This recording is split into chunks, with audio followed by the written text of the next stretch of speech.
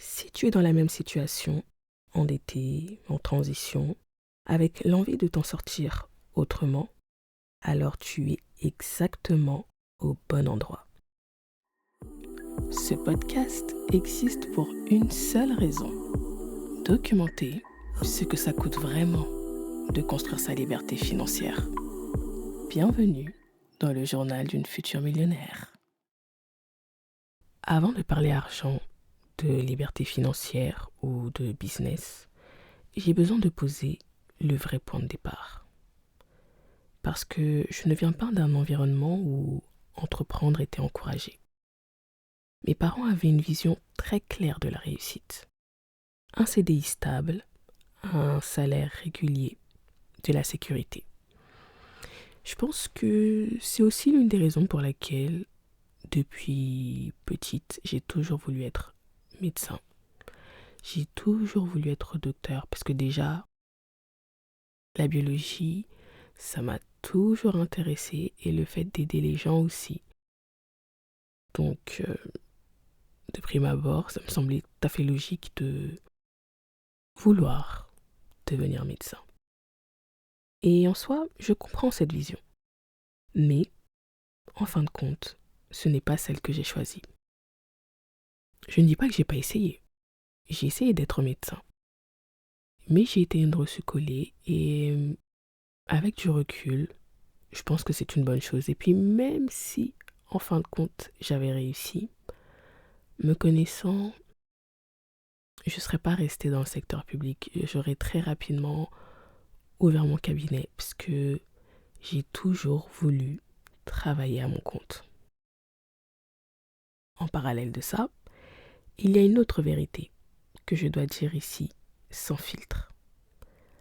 Pendant très longtemps, je n'ai pas été disciplinée financièrement. Après mes 2 PACES, je me demandais ce que j'allais faire de ma vie. Parce qu'encore une fois, j'avais pas de plan B.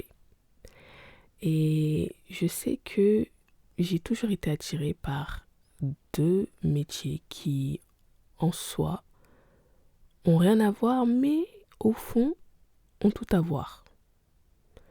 Je voulais être soit médecin, soit avocate. Mais ma mère ne voulait absolument pas que je devienne avocate parce qu'elle avait, on va dire, une mauvaise vision de ce métier, surtout en France, le fait qu'il n'y ait pas de débouché. Après, le droit, c'était quelque chose aussi qui m'intéressait. Donc, en soi, même si ce n'était pas forcément pour devenir avocate, j'étais très intéressée par le droit. Mais ma mère était catégorique. Donc, en fin de compte, je n'ai pas fait du droit. Là venait la question de, ok, que vais-je faire de ma vie étant donné que je n'ai pas de plan B? Et en réfléchissant, en faisant des recherches, et par rapport à tout ce que j'ai pu cumuler comme connaissances, ça m'a semblé évident, enfin évident, oui et non, de faire un DUT en génie biologie, option analyse biochimique et biologique.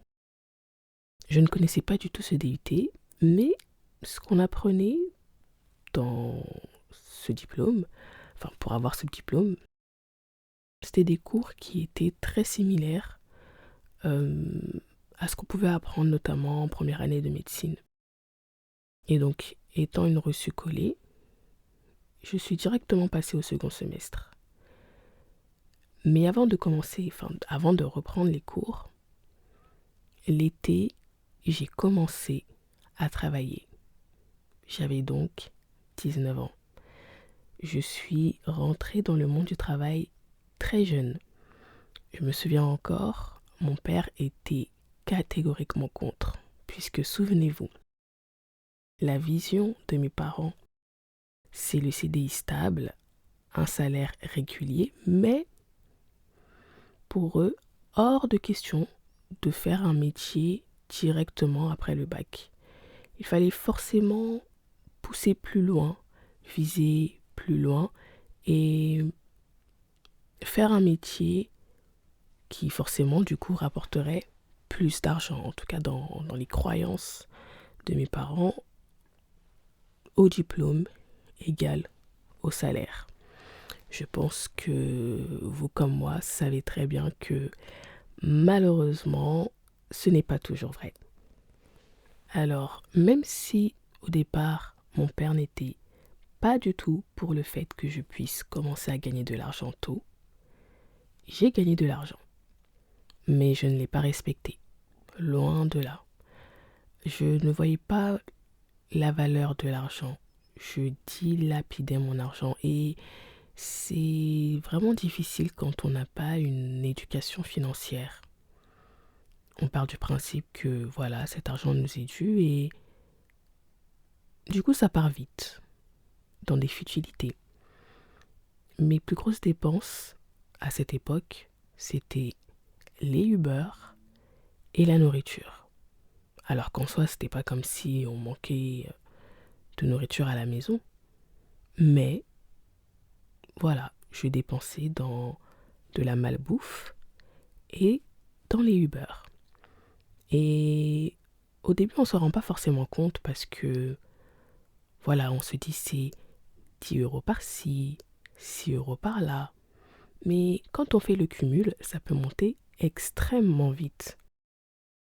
Et je pense que j'ai eu un petit déclic, enfin, ce déclic fut bref.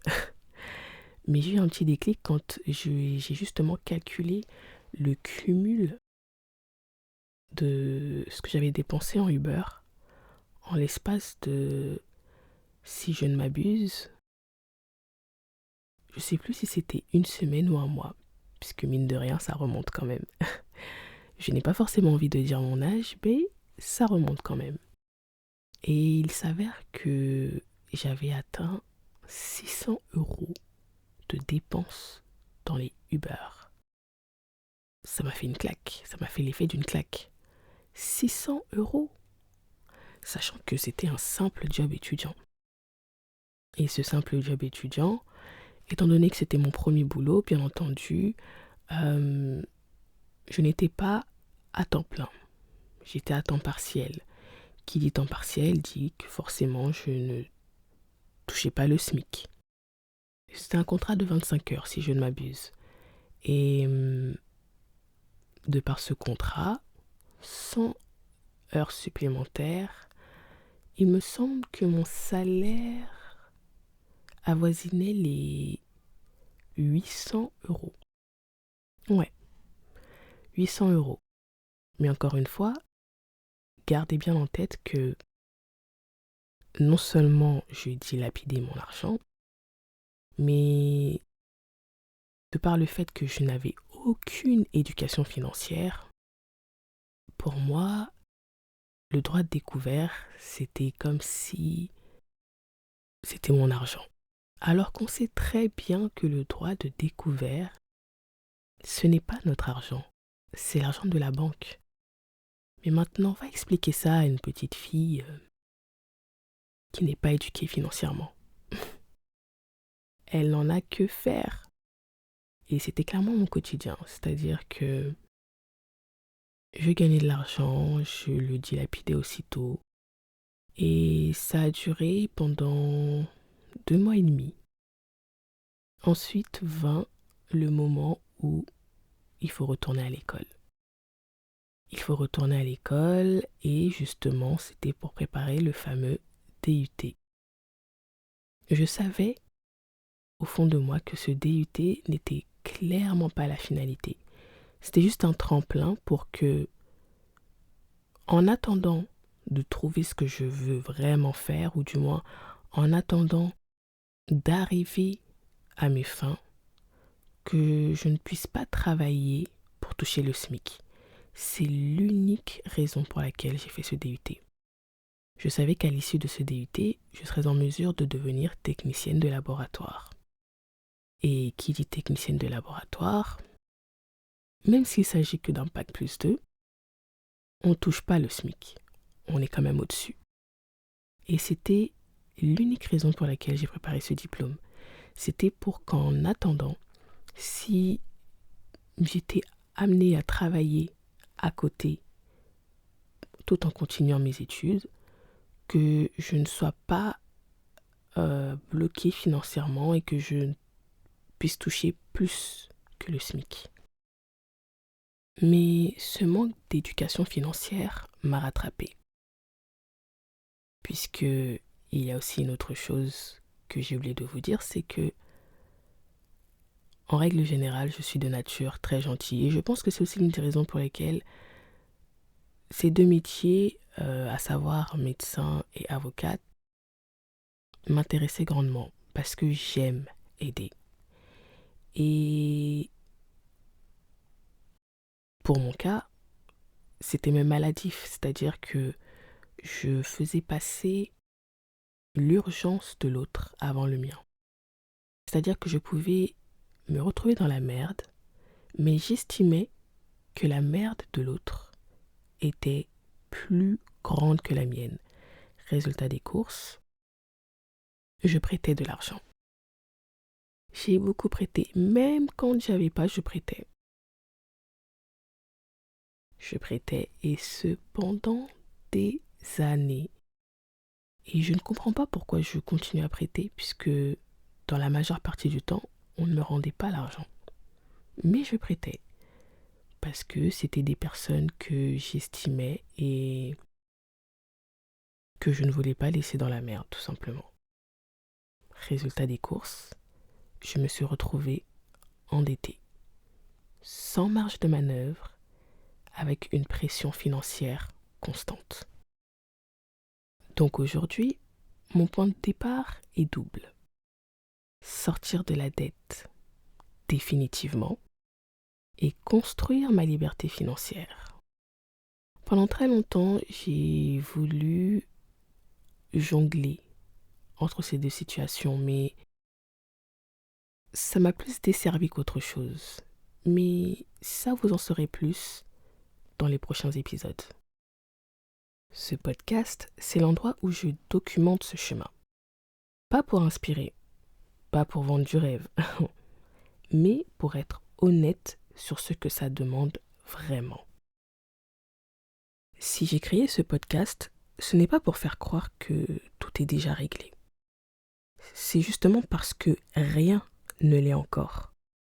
Je suis auto-entrepreneur en construction, avec des décisions difficiles à prendre, des erreurs à corriger et une relation à l'argent que je reconstruis jour après jour. Je n'ai pas le soutien de tout le monde, je n'ai pas une situation parfaite, mais j'ai une chose, la lucidité. Et ce podcast, c'est un journal de lucidité. Si tu es dans la même situation, endetté, en transition, avec l'envie de t'en sortir autrement, alors tu es exactement au bon endroit. Dans les prochains épisodes, je parlerai de ce que je vis concrètement, les décisions financières, les ajustements, les erreurs et les stratégies que je mets en place pour reprendre le contrôle. On ne parle pas de destination ici, on parle du chemin. Si cet épisode t'a parlé, pense à t'abonner pour suivre la suite du journal. À demain.